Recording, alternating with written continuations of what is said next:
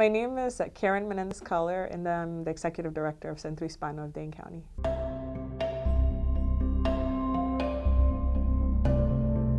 think for a lot of nonprofits, it's the limited funding streams and also the lack of funds to really promote capacity building with staff, with structure, with infrastructure. It's a real challenge to do the work that you want to do without having that. So I lived in Los Angeles. I wasn't born there. I was born in Central America, and I immigrated when I was several times since all over my youth, but finally settled in Los Angeles when I was in high school.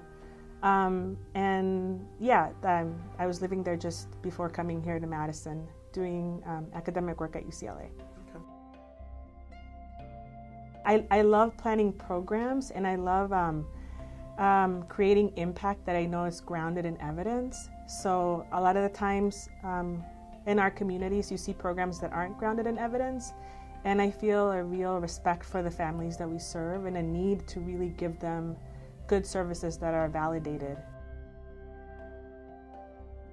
You know, it's a double-edged sword. I guess one of the things that I like is that there are a lot of resources. So by that I mean a lot of nonprofits doing good work, a lot of programs in the schools. There's a lot of things for families to have access to. And I, you know, as having a young daughter and a family myself, I find that to be a very enjoyable environment.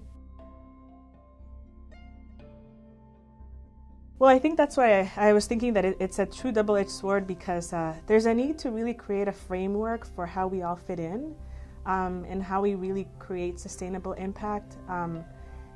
I would love it if we were all working more closely together across different areas.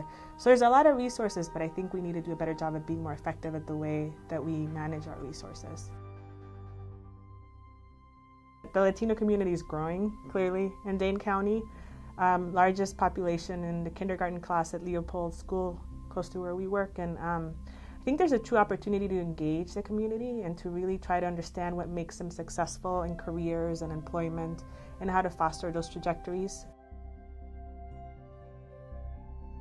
One thing that I do miss about Los Angeles is that diversity there is just the norm. You know, it's just it's a very minority-driven city. No one really, nobody really talks about, you know, the fact that we're a minority because we're such a presence in the city. And I think what I miss is having that presence, not being considered the other, and not being involved in dialogue as that other group that we need to empower. It's just, you know, I like being in places where we have an equal voice. So.